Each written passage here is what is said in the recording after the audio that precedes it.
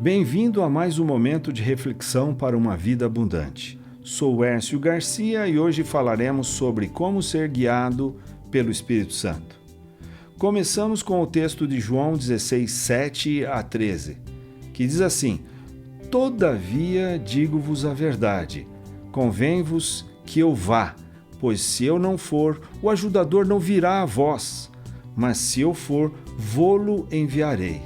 E quando ele vier, convencerá o mundo do pecado, da justiça e do juízo.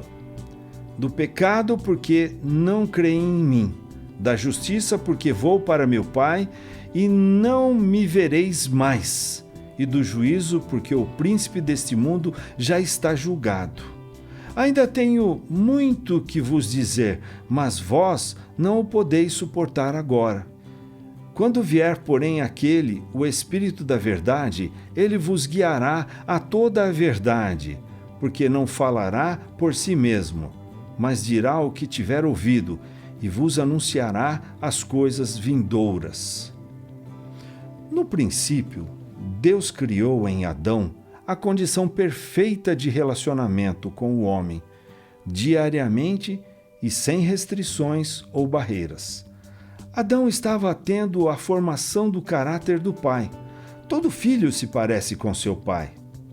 Eu cito um exemplo.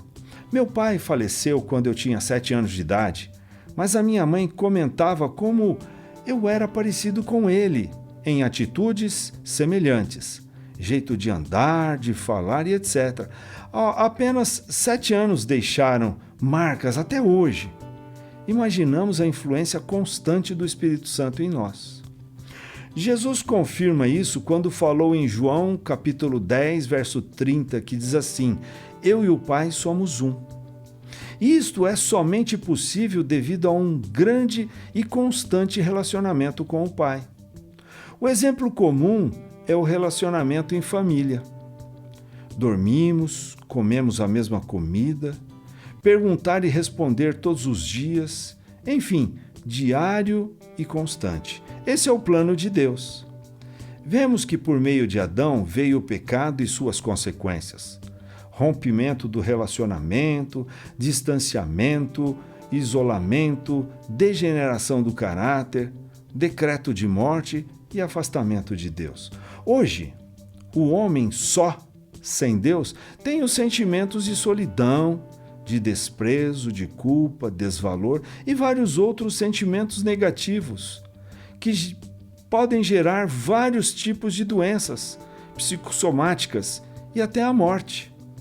O homem sem Deus é envolvido apenas pelos sentimentos e valores materiais.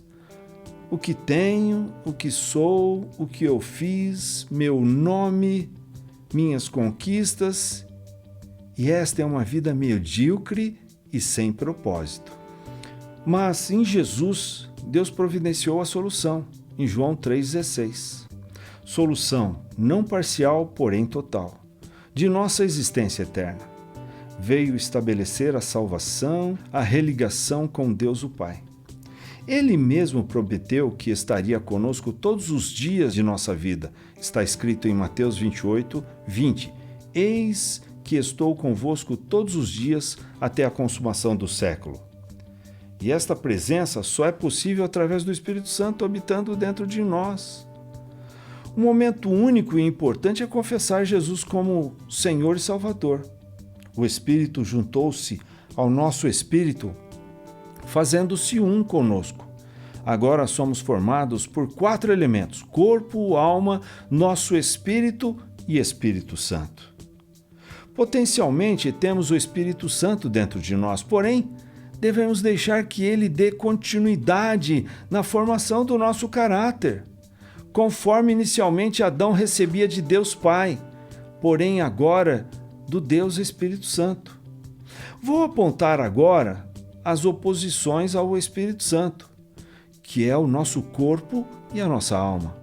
O corpo falando e tentando dirigir nossa vida pelos 5 sentidos. Tudo que vemos e ouvimos. Tudo que olhamos, somos atraídos para a cobiça. Exemplo, engordamos mais pelo que vemos do que pela necessidade. cobiçamos, adulteramos e muitas outras coisas. Pelo que ouvimos, somos influenciados, magoados, nos sentimos rejeitados, ficamos melindrosos e outras coisas. Exemplo, ao acordar de manhã temos muita resistência inicial, que é o corpo tentando dirigir nossa vida. Da mesma forma que o corpo, a alma também fala tentando dirigir nossa vida. Os sentimentos e a voz da alma, tornando-se uma arma contra o Espírito Santo. A linguagem da alma é a inveja, o medo, a mágoa, a cobiça, o ódio, a ganância e outras coisas. A linguagem da alma deixa cega a nossa consciência, que é o nosso espírito. Dependa de Deus para ser guiado. Em Romanos 8, 14 a 16 diz assim: pois todos os que são guiados pelo Espírito de Deus, esses são filhos de Deus. Porque não recebestes o espírito de escravidão, para outra vez estardes com temor, mas recebestes o espírito de adoção, pelo qual chamamos Abba Pai. O Espírito mesmo testifica com o nosso espírito que somos filhos de Deus.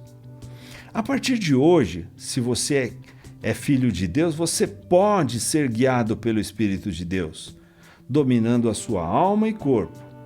Uma batalha que deve ser vencida está em Romanos 12, 1 e 2, que diz assim: rogo-vos, pois, irmãos, pela compaixão de Deus, que apresentei os vossos corpos como um sacrifício vivo e agradável a Deus, que é o vosso culto racional.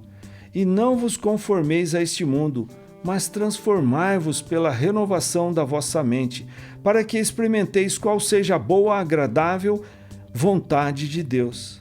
Agora você pode imaginar quando houver unidade do corpo, alma e a direção do Espírito. Quero agora citar algumas maneiras que Deus nos guia. A palavra, ela é luz para os vossos caminhos. No Salmo número 1 diz assim: bem-aventurado o homem que não anda segundo o conselho dos ímpios, nem se detém no caminho dos pecadores, nem se assenta na roda dos escarnecedores.